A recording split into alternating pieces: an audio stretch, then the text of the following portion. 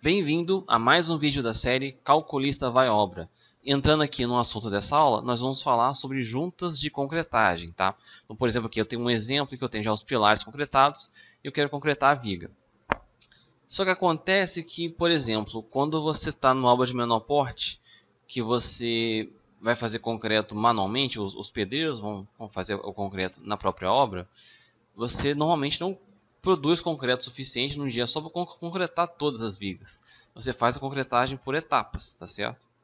Muitas vezes até quando você tem uma obra de maior porte, você também não consegue concretar tudo num dia só, porque às vezes o volume de concreto é muito grande, ou às vezes, já aconteceu comigo uma vez, de a concretagem começar tarde, demorar para liberar, demorar para liberar a armação, começou tarde, entrou à noite, e assim, tipo, já eram 8 horas da noite, chegaram 2 caminhões de concreto e eles não passaram no slump.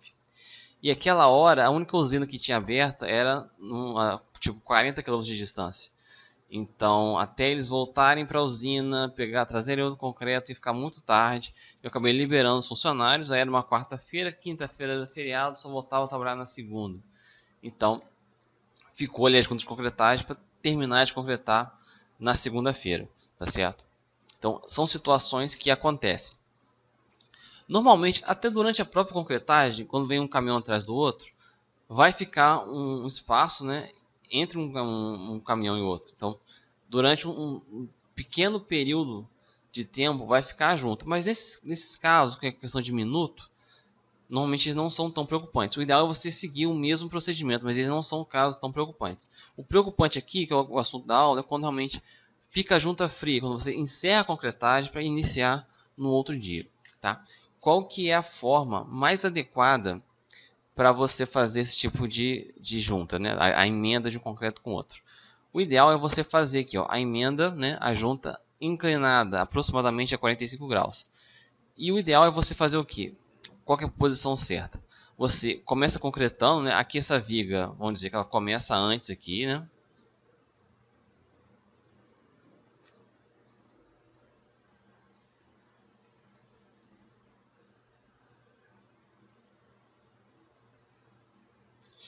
Vamos dizer aqui que ela vinha começando antes, começou concretando, concretando. Aí você passa o apoio, passa o pilar, tá? Você vai passar 1/4 do vão e vai fazer a junta inclinada. Então, por exemplo, esse vão aqui, vou medir. Ele tem 4 metros. 1/4 do vão vai dar 1 metro, né? Então nós vamos aqui passar 1 metro além do apoio, tá? Então é nessa região aqui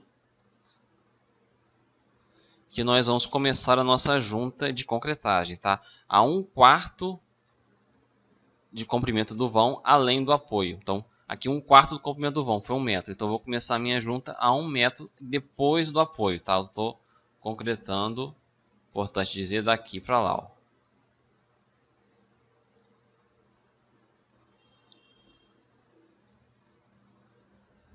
Tá? Eu venho concretando da esquerda para a direita, eu passo o apoio L/4 depois, aqui no caso 1 metro depois, eu começo a junta. E eu faço essa junta inclinada aqui mais ou menos a 45 graus. Tá? Vou desenhar assim mais ou menos, só para a gente ter uma noção, né?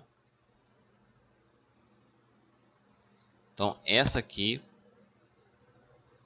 que seria a nossa junta de concretagem. Então a gente teria concreto até aqui. Opa!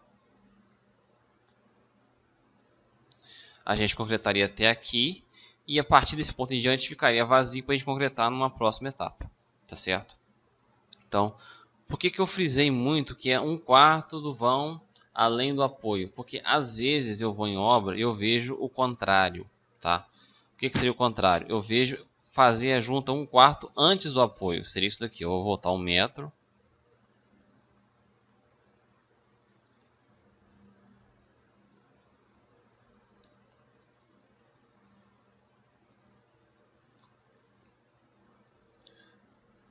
Eu vejo às vezes isso aqui ser feito. Aliás, eu devia ter salvo uma cópia do primeiro. Calma aí. Só para a gente poder ilustrar melhor. Salvar aqui uma cópia. Só andar com isso aqui 2 metros, né? Dá na mesma. Pronto. Então aqui muita gente faz isso. Começa concretando e tal e faz a junta inclinada, igual deve ser mesmo, só que faz 1/4 antes do apoio e não 1/4 depois, igual está aqui. Tá? Qual que é a diferença aqui? Por que é importante você se ater a esse detalhe? A diferença é o seguinte: quando você faz aqui 1/4 depois do apoio, vamos olhar aqui. Aqui nós temos uma viga carregada, certo? Isso aqui seria a posição das bielas de compressão, que transmitem as cargas do vão para os apoios. Quando você faz a junta assim, que é o jeito certo, você vai ter a junta mais ou menos aqui, ó. Mais ou menos aqui. E a gente vê o que? A gente vê que a biela de compressão ela trabalha perpendicularmente à junta, ou seja, a biela de compressão vai comprimir a junta.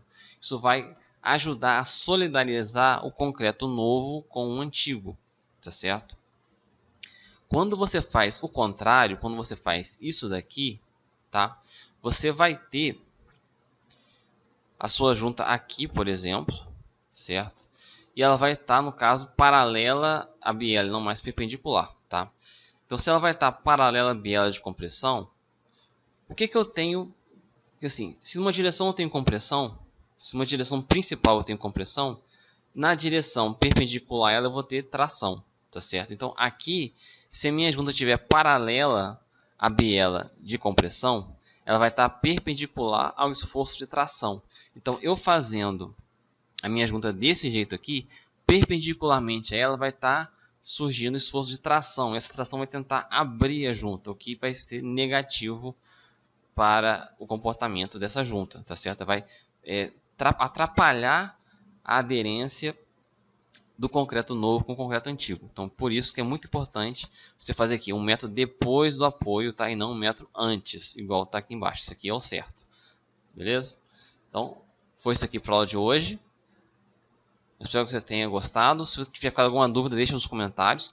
Se você gostou, não deixe de curtir aí o vídeo e se inscreve no canal para você ser avisado mais rapidamente quando tiver algum vídeo novo saindo quentinho do forno, tá ok? Vou ficando por aqui, até a próxima, tchau.